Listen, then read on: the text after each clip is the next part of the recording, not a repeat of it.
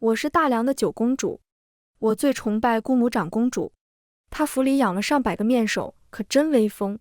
那天我忍不住问太傅，哎，是不是我及笄了，也能养些面首啊？他眼皮都没抬，淡淡的说，殿下，您不能养面首。啊！我一听就急了，凭什么呀？都是公主，姑母能养，为什么我就不能？他这才抬眼看向我，那眼神，然后慢悠悠地吐出几个字，因为微臣不同意。大家好，欢迎收看皮皮听书。御书房里，父皇眼神躲闪，一脸的心虚。那个燕回啊，确实是你母后当年给你定下的驸马。你母后走得早，朕又一直忙着朝政，就忘了告诉你。这话我一个字都不信。我扑通一声跪倒在父皇脚边，一把拽住他的龙袍下摆，带着哭腔哀求：父皇，儿臣不要他，他都那么老了。父皇眉毛一竖：胡闹，燕回不过就长你6岁，哪里老了？哪里不老？我眼泪唰的就下来了。儿臣被他折磨了整整8年啊！8年！父皇，这是不共戴天之仇。我把手举到他眼前，您瞧瞧，您瞧瞧我这手上的茧子，都是抄书抄出来的。我又指着自己的眼睛，您再看看这黑眼圈，夜夜背书背的。这还不算完，他连我的话本子都收走了。父皇清了清嗓子，摆出威严的样子。那是燕回身为太傅的本分，督促你读书，怎能算折磨？那他还不让我养面首呢？这句话终于冲口而出，我再也憋不住了，哇的一声大哭起来。父皇摸着下巴点了点头，这确实有点过了。我一看有门，赶紧趁热打铁，挂着泪珠就往前凑。是吧是吧？父皇您都坐拥后宫佳丽3000了，我养几个面首不算过分吧？父皇沉吟着，单论这个倒也不算过分，那您就收回成命吧，求您了。我立刻顺杆爬，狗腿的用小拳拳给他捶腿，脸上堆满讨好的笑。可这个嘛，还是不行。父皇话锋一转，怎么又不行了？我笑容僵在脸上。燕回为了等你及笄，硬生生熬到了22岁还没娶亲，老光棍一个了。朕不能寒了忠臣的心啊！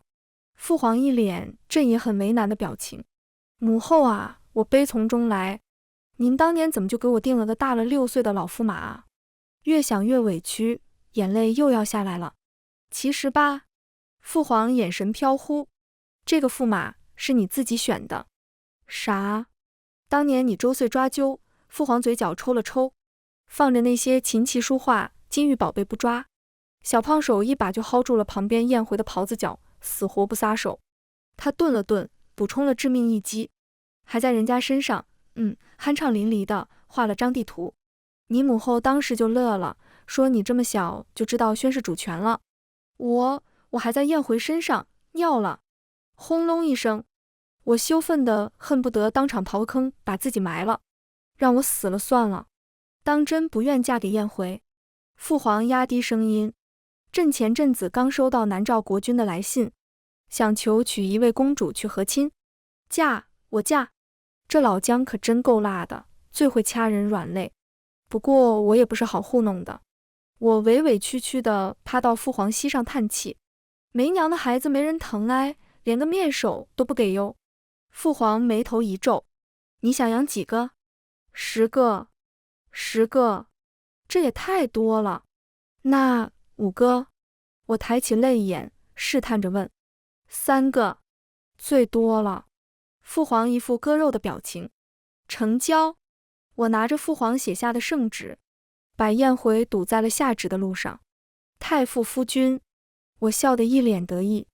公主今日的早课怎么没去？他眉头一皱，开口就是训斥。今早啊，我找父皇讨了个旨意。我把圣旨往他手里一塞，他展开一看，脸色刷得沉了下来。呵，公主当真是好手段。我踮起脚尖，拍了拍他的肩，存心气他。放心啦，你是正房夫君，他们呀，越不过你去。燕回直接给气笑了。臣是不是还得感谢公主抬爱了？那倒不必。我摆摆手，一脸理所当然。不过这选面首的事吗？就得劳烦太傅费心，亲自帮我张罗张罗啦。你让我……燕回简直不敢相信自己的耳朵。帮你选面首？对呀。我凑近他耳边，压低声音，带着点促狭。这平常人家不都是当家主母主动给夫君张罗纳妾的事吗？太傅你的眼光，我是100个放心。也不用太多，先挑180个备选就成。才3个名额，可不得好好精挑细选吗？眼见他气红了眼，整个人风雨欲来，我赶紧攥紧圣旨，扭头就溜。回到寝殿，我的头号狗腿子宫女香麻利的剥好葡萄递到我嘴边。公主，您这么折腾燕太傅，她不得气死啊！谁让她给我布置那么多功课？我一口叼住葡萄，酸甜的汁水在嘴里爆开，还老念叨什么公主的责任，公主的责任。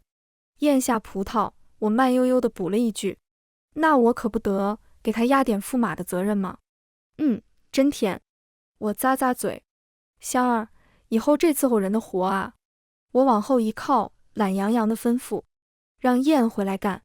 想着想着，我脑子里就冒出燕回那家伙，低眉顺眼，乖乖巧巧地捏着葡萄喂我的样子。你还别说，燕回那张脸啊，真当得起绝色2字。等等，我腾的一下从榻上弹起来，坏了，燕回那家伙不会故意挑些歪瓜裂枣来糊弄我吧？这应该不至于吧？香儿小心翼翼地宽慰道。不行，我得亲自去长长眼才放心。我越想越觉得这是玄乎。快，换身利索衣裳，咱们出宫。承恩宫府里，表哥周崇眼珠子都快瞪出来了。你居然让燕回给你找面首？我点了点头。他答应了。周崇声音都拔高了。算是吧。我心虚地揉了揉鼻子。他没拒绝。我的天爷，你可太厉害了！周崇脸上瞬间写满了崇拜。燕回啊，那可是我们全京城世家子弟的噩梦。你是不知道，他3岁开蒙，7岁能作诗，14岁就中了状元。我娘每次训我，开口闭口就是你看看人家燕回，她说的激动，唾沫星子都快飞出来了。这么个天神一样的人物，就这么被你轻松拿捏了。说着说着，她忽然眯起眼睛，上上下下打量我，那眼神明晃晃写着不信。我这该死的好胜心噌就上来了。不信是吧？我神秘兮兮地凑过去，压低声音，跟你说个天大的秘密，你可千万不能外传啊。其实啊，燕回他7岁那年就看上我了，为了等我及笄，这才硬生生把自己熬成了老光棍。啊，竟然是这样！周崇一拍大腿，恍然大悟，难怪他这些年从不谈婚论嫁，原来是在等你啊。可他7岁的时候，你才1岁吧？是啊。我一摊手，理直气壮地反问，你说说，他是不是个畜生？周崇用力点头，一脸深以为然。是畜生。说回正事，我凑到周崇身边，用手肘捅了捅他。你不是说给我弄了本京城美男图册吗？快拿来给我开开眼。早备好了。周崇一脸神秘，从袖中抽出一本册子，这可是千金难求的好东西。我从这前5名给你细细道来。排第5的是罗小将军，他指着画像，瞧这身板，圆臂丰腰大长腿，就是晒得黑了点。排第4的吗？他翻过一页，指着一位眼波流转的美男子，是快活楼的弄月公子。看看这双眼睛，楚楚可怜又带点狐狸似的媚劲，是不是勾得人心痒痒？快活楼？我眼睛刷得亮了。那是什么神仙地界？可周崇心虚的左右瞄瞄，声音压得更低了。就是大人们找乐子的地方呗。竟有这等好地方！我兴奋的直搓手。快，带本宫去见识见识。哎呦，我的祖宗，这可使不得！周崇吓得赶紧把话题往回拽。咱咱还是先看画册吧。这排第3位的，他故意拖长了调子，卖起关子，是承恩公府的。谁？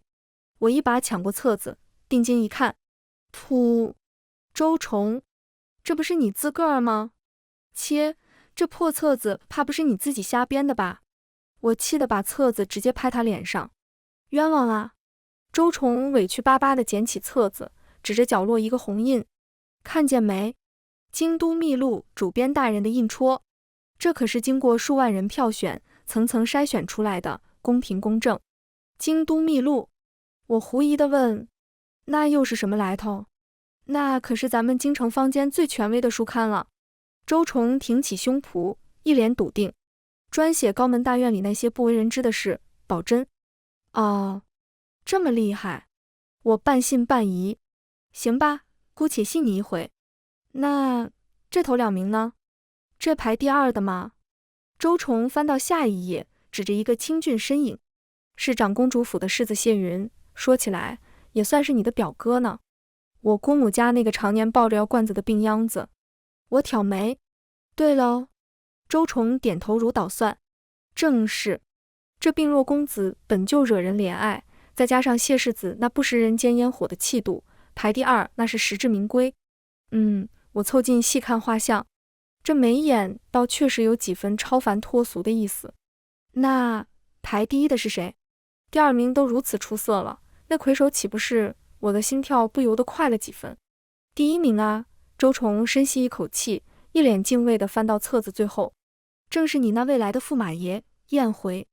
燕回！我惊呼一声，猛地凑过去看那画页。咦，怎么是空白的？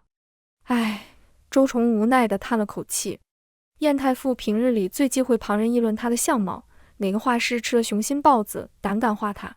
燕回他老人家说过，以色侍人者，终为下品。哼，这燕回真是矫情的紧。我听得心头火起，那股子劲儿又上来了。拿笔来，本宫亲自替你把这燕回画了。我倒要看看他能奈我何。一炷香后，一张墨迹淋漓的燕太傅醉卧图便跃然纸上。只见画中人半卧在软榻之上，脸颊因酒意染上薄红，眼尾也泛着浅浅的胭脂色，衣襟微敞，露出紧实流畅的锁骨和若隐若现的胸肌线条。凑近了细看，那长而密的睫毛湿漉漉地垂着，眼角似乎还挂着一滴将坠未坠的泪珠，端地是我见犹怜，风情万种。表妹，神了，你真是神了！周崇看的眼珠子都快掉出来，忍不住拍案叫绝，笑得贼兮兮的。啧，真没想到咱们那端方持重的燕太傅私底下竟有这般情态。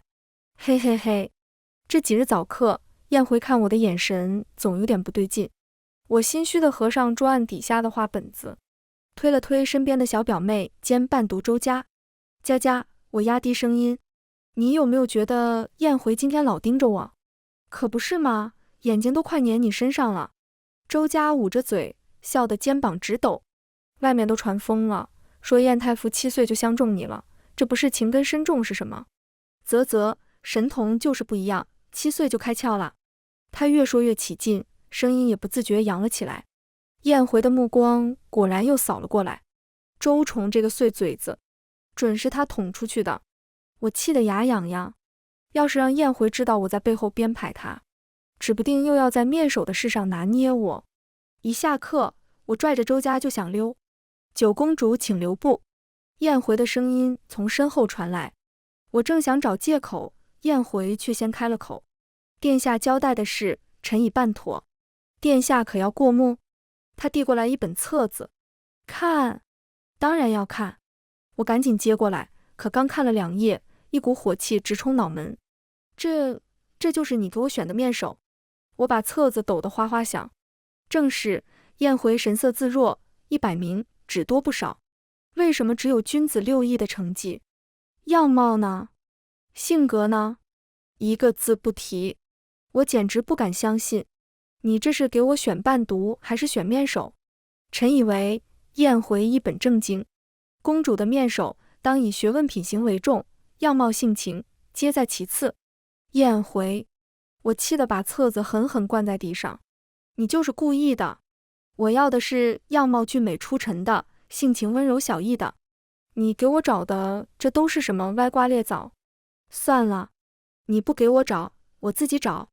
我撂下话，转身就要走。殿下，此事不能算了。燕回的声音沉了下来，竟带着一丝执拗。你还来劲了是吧？我彻底恼了，攥紧拳头就朝他胸口捶去。再闹，我就休了你。拳头却被他温热的手掌一把包住，顺势一带，整个人就跌进了他怀里。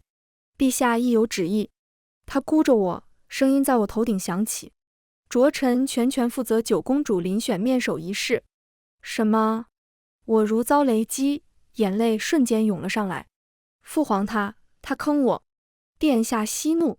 燕回的声音软了几分，带着点哄劝的意味。您年纪尚小，亦被居心叵测之人引上歧途。我就是想找几个漂亮顺眼的小公子解解闷，怎么就是歧途了？我抽噎着反驳。燕回沉默了片刻，像是斟酌词句，耳根竟微微泛红。可，殿下，您才刚及笄，女儿家身子骨还未长开，房事不宜过多过激。房事？我懵了，挂着泪珠抬眼看他。什么是房事？燕回身体明显一僵，低头看我，眼中满是震惊。宫里嬷嬷们未曾教导您男女之事？没有啊。我茫然地摇头。燕回定定地看了我几秒，忽然低低地笑了起来。那笑声里有无奈，有释然，还有种说不出的温柔。他把我拥得更紧了些，下巴轻轻蹭着我的发顶，叹息般低语：是臣的错，我们娇娇还什么都不懂。被燕回抱着哄了好一会儿，我迷迷糊糊地收下了那本厚厚的册子，还搭上了2篇他写的策论。殿下，您那天逃了的早课得补上。我低下头瞅了眼他圈在我腰上的手臂。都这样了，你居然还跟我提策论？太傅，我是公主，又不是皇子，你费这么大劲教我，难不成是想扶我上位？我心头猛地一跳，像是撞破了什么天大的秘密。完了，这不就跟话本子里写的一模一样吗？一个野心勃勃的权臣娶了个傻白甜公主，他把公主推上龙椅当傀儡，自己躲在幕后当摄政王，等时机一到，咔嚓了公主，自己登基，最后还迎娶了他的白月光。燕回，我眯起眼睛，越看他越可疑。你该不会真打着扶我做傀儡皇帝，然后篡位的主意吧？燕回无语地望着我。殿下，您前头排着9位皇子8位公主，您亲哥的太子之位稳如泰山，我得多想不开，非得扶您上位啊。我干笑了2声，有点讪讪的。也是，我没那本事。燕回深吸一口气，又开始说教。殿下这阵子画本子没少看吧？看来是课业太清闲了，才让您生出这些不着边际的心思。您是公主，要肩负起。停！我一把捂住他的嘴，心里憋着气。你再说，我就去找父皇请旨和亲去，让你打一辈子光棍。婚姻大事，岂能儿戏？燕回脸色瞬间沉了下来。燕回，我不喜欢你。我试图挣开他的手臂，一边挣扎一边道出心里话。你总板着脸说教，动不动就罚我，我看见你就发怵，我不想嫁你。殿下不喜欢微臣。燕回箍在我腰上的手臂猛地收紧，勒得我生疼。那喜欢谁？周崇吗？我喜欢温柔体贴的，知情识趣的。话还没说完，燕回突然俯身，狠狠地吻住了我的唇。舌尖一阵发麻，我整个人僵住，脑子一片空白。他一手稳稳拖住我的后颈，另一只手若有似无地拂过腰窝。我身子一软，彻底失了力气，只能任由他予取予求。不知过了多久，就在我快要喘不上气的时候，他才微微松开一点。灼热的气息喷在我耳畔，带着不容置疑的宣告：殿下，您只能喜欢我。打那以后，我好像摸到了脂燕回的门道。他刚一张嘴，那副要训人的架势还没摆足，我立马伸出白嫩嫩的一根手指头，在他眼前晃啊晃。再说，再说，可就要打一辈子光棍喽。嘿嘿，这招真灵。他果然把话咽了回去。我得意地翘起嘴角，正要美滋滋地把手收回来，冷不防手腕被他一把攥住，还没反应过来，那根罪魁祸首就被他含进了温热的唇间，不轻不重地咬了一下。嘶！指尖传来一阵酥麻，他松开口，眼尾带笑。好，不说教了，咬你一下，让你长点记性。我脸上疼得一热，刚才那点得意瞬间飞了，赶紧把手抽回来藏在身后，心跳的咚咚响。老男人玩得还挺花。我一溜烟跑回宫里，拽着香儿就急吼吼地问：香儿，我最近一见这燕回，这心就砰砰直跳，快帮我瞧瞧，他是不是偷偷给我下什么毒了？香儿扑哧一声，捂着嘴乐了。哎呦，我的殿下，这哪是中毒呀？您这分明是对太傅动心了。动心？我差点跳起来。不行不行，母后说过，先动心的人要倒大霉的。这可怎么办？我得冷静下来，不能让燕回那家伙拿捏住了。看来选面首这事得赶紧安排上了。哪知道我这刚起了念头，外头就传来个惊天动地的消息。我那好姑母长公主殿下反了。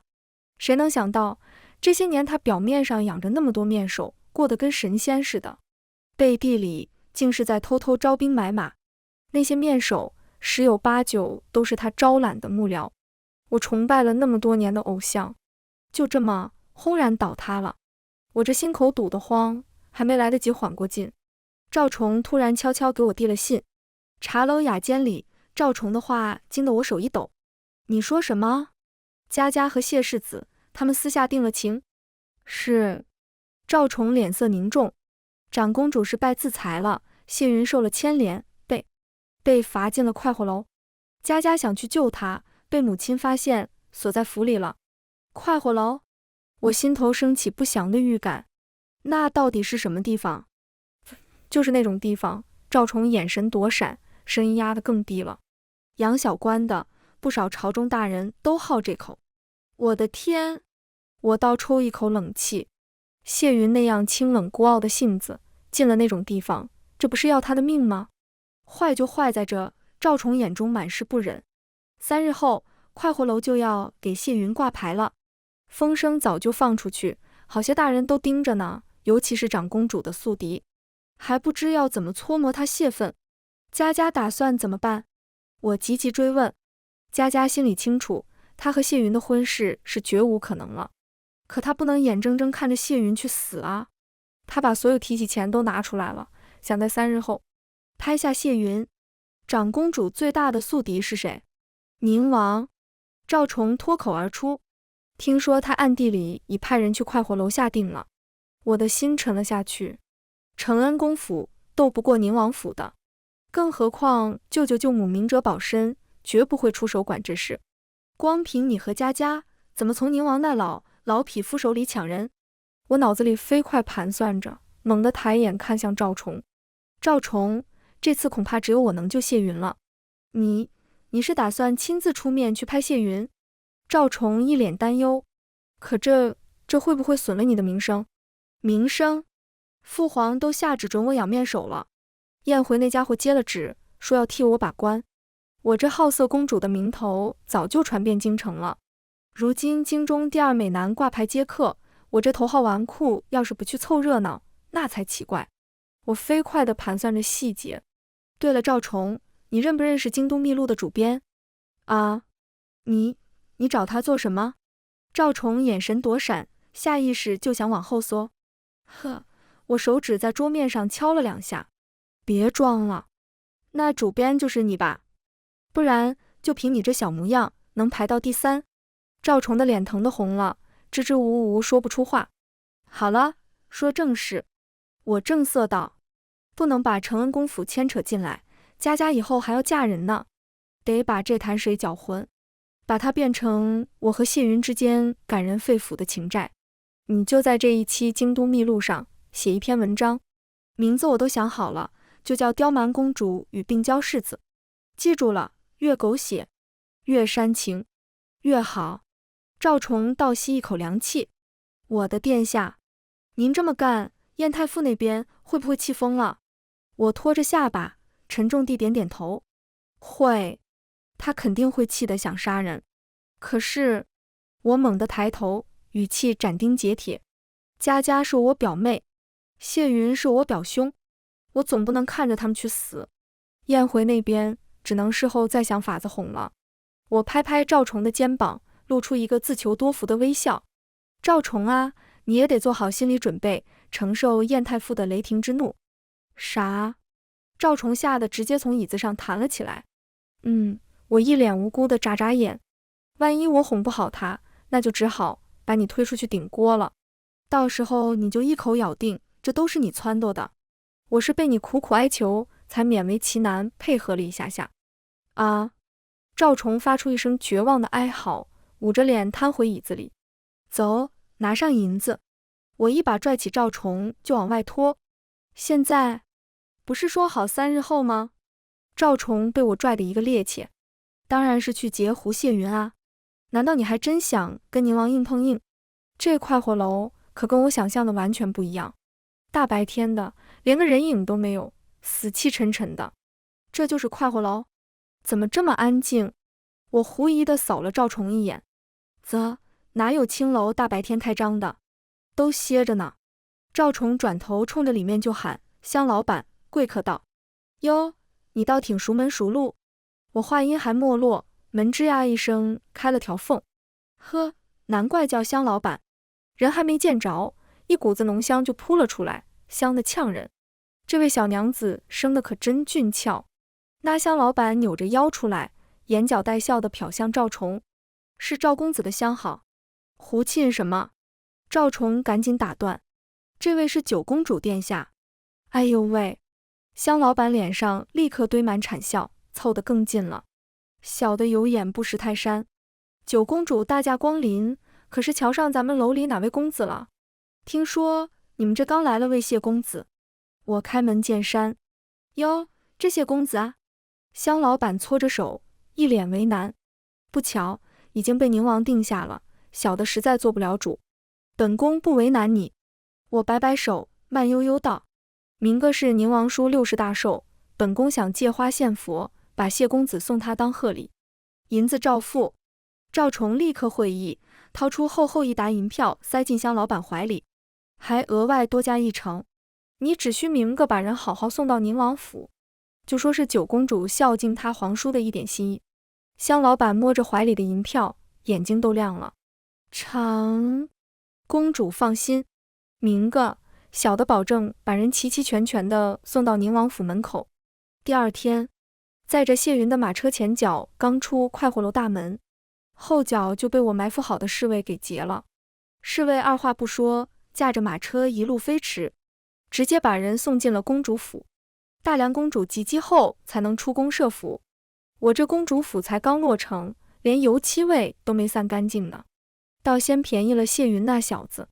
得，这下可热闹了。九公主当街抢男人的消息，眨眼间就传遍了京城每个犄角旮旯。你可真给朕长脸啊！父皇气的胡子都在抖。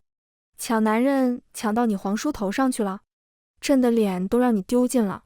我一看这阵仗，心知不妙，扑通一声就跪下了，眼泪说来就来。父皇，儿臣这次真是昏了头了，给您惹了天大的麻烦，您罚我吧，怎么罚都行。呜呜呜，呵，罚你？你闯这么大祸，30个板子都算轻的。父皇胸口起伏，显然气得不轻。啊，打板子？我吓得一哆嗦，屁股已经开始患痛了，那得多疼啊！哼，别说朕不疼你，他喘了口气，稍微平复点，把人好好给你皇叔送回去，诚诚恳恳道个歉。这顿板子，朕就给你记在账上，先欠着。送回去，那不就白忙活了？佳佳啊佳佳，你这回可把我坑惨了。我脑子里飞快地转，送人，挨打，哎，为了小表妹拼了。我牙一咬，心一横，猛地往前一扑，趴在地上，摆出一副破罐子破摔的架势。父皇，那您还是打我吧，使劲打，千万别留手。你，父皇被我这话顶得眼珠子都快瞪出来了。你个混账东西，小小年纪竟然如此色迷心窍，不知廉耻。他气得浑身发抖，顺手抄起玉案上那方沉甸甸的玉玺，想也没想就狠狠朝我砸了过来。呼！那玉玺带着风声擦着我的额角飞了过去，一阵剧痛袭来，温热的液体立刻顺着我的鬓角流了下来，滴滴答答落在地上。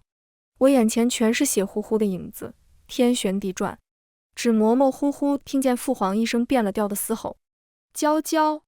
然后就啥也不知道了。再睁眼，人已经躺自己床上了。香儿守在床边，一脸愁容：殿下，您可算醒了，感觉好些没？我试着动了动身子，尤其是屁股，咦，不疼。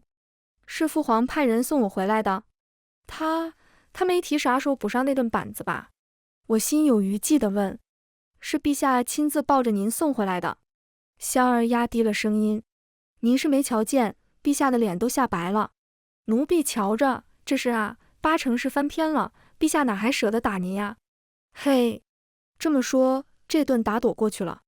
我松了口气，这才觉出额角伤口火辣辣的疼。殿下您当心，伤口刚上了药，可别碰着了。香儿赶紧提醒。这药涂着凉丝丝的，还挺舒服，是什么好药？我随口问道。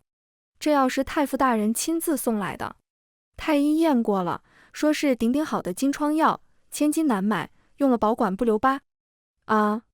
我惊得差点从床上弹起来，瞬间扯到伤口，疼得我倒吸一口凉气。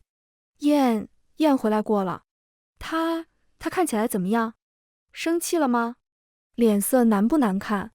我连珠炮似的追问。香儿回想了一下，太傅大人的脸色确实不大好看，沉得能滴出水来。他仔细问了太医您的伤势，临走时就嘱咐奴婢好生伺候您，旁的一句多余的话都没说。一句都没说。我眨眨眼，那这是没生气，可我这心里头怎么七上八下的，总觉得这是没完呢。燕回那个人可不是什么大度能容的主，他那没话说，比直接骂我一顿还让人发毛。京都秘录最新一期横空出世，那篇刁蛮公主与病娇世子火出了圈，全城都在议论。我捧着书看得津津有味，忍不住拍大腿。你还真别说，赵崇这故事写的勾得我眼泪都要下来了，绝了。殿下，您怎么还有心思看这个呀？香儿急得直跺脚。外头现在传的可邪乎了，说您为了留下谢公子，在金銮殿上当着陛下的面，一头撞上了盘龙柱，血溅五步，连柱子都给染红了。嚯，这么悲壮！我听得一愣一愣的。可问题是，香儿一脸愁苦，外头传成这样，那知太傅大人于何地啊？他才是您正儿八经的驸马爷呀。是有点对不住燕回哈。我摸着下巴琢磨了半天，想着怎么安抚他。要不这样，我少养一个面首，他应该能消消气了吧？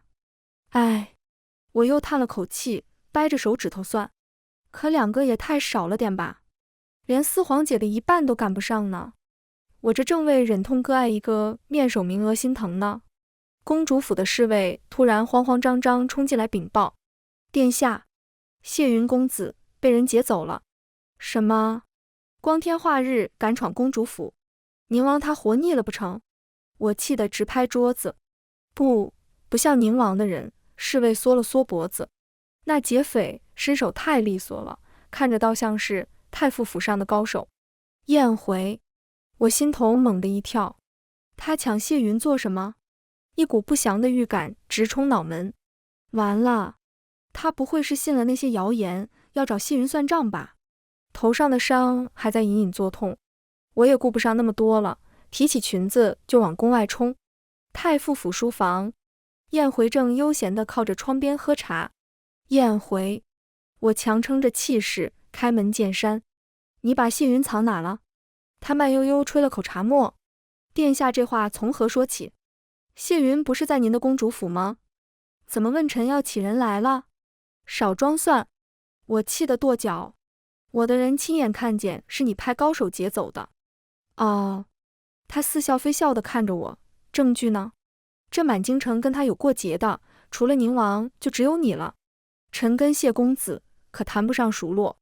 你分明是嫉妒他。话一出口我就后悔了。嫉妒？燕回的脸色骤然沉了下来。我嫉妒他什么？他放下茶盏，声音压得人喘不过气。我心虚地咽了口唾沫。燕回，那些传闻当不得真的。那都是赵崇那混蛋瞎写的，跟我一点关系都没有。情急之下，我只能把赵崇推出来挡刀。是吗？他站起身，一步步逼近，目光直直戳向我额角。殿下这头上的伤，看着倒不像假的。为了一个谢云，殿下真是连命都豁得出去啊！他突然单手钳住我的下巴抬起，逼我直视他眼中翻涌的怒火。我吓得连连后退，却被他一把拽回怀里。原以为殿下是不解风情，他声音带着苦涩和自嘲，却原来殿下只是对微臣冷淡，对旁人倒是热情得很。殿下当初是怎么说的？喜欢温柔体贴、知情识趣的。这说的可不就是谢云吗？可叹我燕回自诩算无一策，唯独在殿下这。他喉结滚动了一下，声音里是前所未有的挫败。输得一败涂地？不是这样的，你听我解释。我急得快哭出来。好啊，他松开钳制，眼神却死死锁住我。臣洗耳恭听。我张了张嘴，冷汗都下来了。真相就在嘴边，可一想到会带出家家，我顿时哑了火，一个字也说不出来。怎么？他眼中的最后一点微光彻底熄灭。编不出来了。完了，哄不好了。情急之下，我脑子一热，踮起脚尖就朝他薄唇狠狠咬了上去。一丝淡淡的血腥味在唇齿间弥漫开，他像是被彻底点燃了，猛地扣住我的后脑，攻城略地般吻了回来，带着惩罚般的凶狠和滚烫的欲望。很快，衣带被他的手指勾开，冰凉的空气贴上肌肤，我心里又慌又乱，却又隐隐有些期待。这难道就是他上次说的要行房了？我晕乎乎的学着他的样子，笨拙的去扯他腰间的玉带。可就在指尖即将碰到的那一刻，他的手猛地攥住了我的手腕，下一秒，他几乎是粗暴地将我松开的衣襟狠狠拢紧。他声音嘶哑的不成样子，眼中是化不开的受伤和痛楚。为了他，殿下竟能牺牲至此吗？我看着他这副样子，简直要被他气笑了。哎，这人是真没救了。这陈年老醋坛子打翻，真是难哄。燕回，我压下翻腾的情绪，决定跟他坦诚。跟谢云情深似海的另有其人，我只是替人出面救他。你能不能先消消火，把谢云放回来？他压了压怒气，缓声问道。能让你豁出命去帮的人，定是对你万分重要，连我都不能告诉吗？事关他人清誉，我咬紧下唇，我不能说。帮人之前，可曾想过我会生气？想到了。我被他看得心头发虚。可你还是去做了。他尾音上挑，眼见的火苗又要冒头。我赶紧补救。都怪赵崇，是他出的馊主意。我就是勉为其难配合一下。呵，燕回忽然低笑了一声，带着一丝无奈。娇娇，你每次心虚撒谎，说话就结巴。被他戳穿，我脸上发烫。是我的主意，是我太自负了，以为总能哄好你。我抬眼看他，试图拿出点诚意。我都想好了，作为补偿，我少养一个面首，行不行？这样就只剩2个了。我竖起2根手指，眼巴巴望着他。不行。他拒绝的干脆利落。那一个？我急了，手指蜷起一根，眼泪瞬间在眼眶里打转。真的不能再少了，燕回。燕回看着我渲然欲泣的样子，沉默了片刻，而后他耐下性子问道：殿下能不能告诉我，为何非要养面首不可？这还用问吗？皇姐们都有。我是父皇的嫡公主，这份体面，我凭什么不能有？体面？燕回眼神复杂。陛下对您的宠爱，满朝皆知。新建的公主府，规制甚至超越了皇子府邸。这份荣宠，还不够彰显殿下的体面吗？那不一样。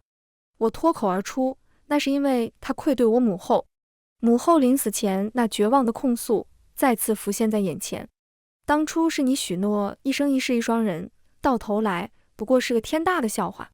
凭什么你可以坐拥佳丽3000，我却要为你苦守一人？这些话深深刻在我年幼的心灵里。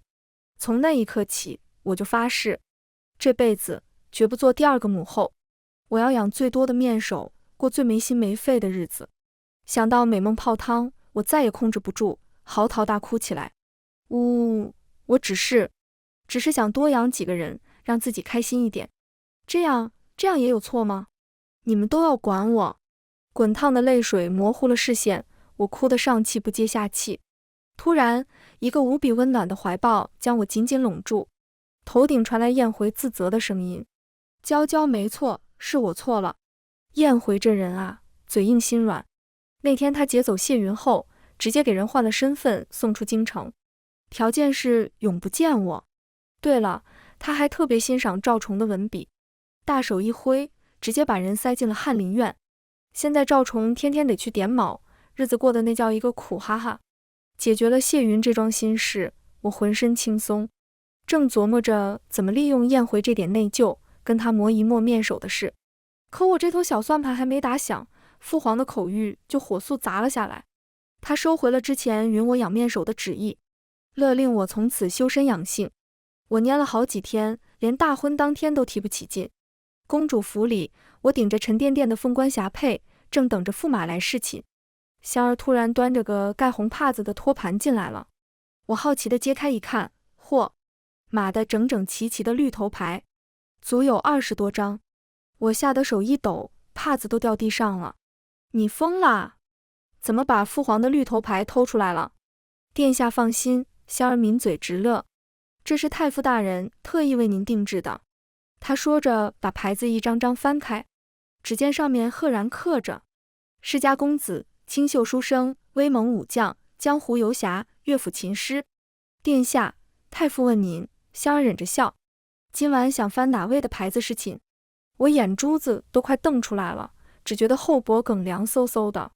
这连御前侍卫都有，父皇跟前的人他都敢动。您想哪儿去了？香儿赶紧解释，太傅的意思是您选哪个，他就办成哪个样子，保准让您满意。哦，我顿时来了精神，坏心眼蹭蹭冒。燕回平日里端着太傅架子，文绉绉的，扮武将，肯定露馅。就他，我手指一戳威猛武将的牌子，心里美滋滋的盘算着看他笑话。结果我真是搬起石头砸了自己的脚。平日里燕回背着太傅的包袱，装的那叫一个斯文克制，可今晚这身份一卸，直接化身出闸的猛兽。刚开始我还对他那紧实的腰腹、流畅的胸肌爱不释手，啧啧称奇。可很快我就笑不出来了，这武将的体力真不是吹的。燕回，你有完没完了？我嗓子都喊哑了。殿下再忍忍，他声音带着笑，动作却一点没停。我们武夫没别的，就这一身蛮力，要不再换个招式试试？别换了，小命要交代了。我急得抬脚就踹，他一把扣住我的脚踝，凑到我耳边，气息灼热。殿下可还满意？满意，特别满意。我咬着后槽牙，愤愤地从牙缝里挤出几个字：京都秘录新一期又卖疯了。满大街都在传那篇风流公主和深情太傅，连街角卖茶叶蛋的婆婆都能唠2句。我和赵崇坐在茶馆里，周围议论声直往耳朵里钻。嚯，太傅7岁就暗恋公主，这也太早了吧？神童吗？开窍当然早，暗恋了10几年，可真够痴情的。哎，这公主扎得还挺招人疼，可不是吗？天生一对。我伸手就戳赵崇脑门。赵崇，你胆肥了，连宴回都敢编排，冤枉啊，殿下！赵崇赶紧凑过来，这真不是我写的。太傅把我塞进翰林院后，京都秘录就被他收编了。他神秘兮兮地补充，这篇啊是太傅大人亲自写的，还特意吩咐一个字都不准改。好你个宴回！我气得磨牙，敢把我写成渣女？也不能算渣吧。赵崇嘿嘿笑，就是迟钝了点，大家不都说你可爱吗？你站哪边的？我瞪他。哎，殿下，赵崇突然压低声音，还记得那本《京城美男图册》吗？怎么啦？里面那幅燕太傅醉卧图，我偷偷拿去珍宝阁拍卖了。什么？我倒抽一口冷气。你疯了！这要让燕回知道，非扒了你的皮不可。当时不是急着凑钱帮家家赎谢云吗？赵崇声音更小了。完了！我扶额，燕回要是知道，他已经知道了。赵崇心虚地摸了摸鼻子。啥？那话就是被他本人拍走的。我俩大眼瞪小眼，空气里弥漫着浓浓的心虚。他不知道是我画的吧？我声音都抖了。殿下，赵崇一脸你没救了的表情。您那画技不是他手把手教的，他能看不出来？难怪写文章损我。我恍然大悟，小气鬼。不过想到画里宴回醉酒后那副毫无防备、惹人怜爱的模样，我心里像被小猫爪子挠了一下，痒痒的。我舔了舔嘴唇。今晚不如让他扮个酒后失身的清纯小公子。肯定特别可口。全文完，皮皮听书感谢您的观看，每天上新精彩小说，喜欢就订阅吧。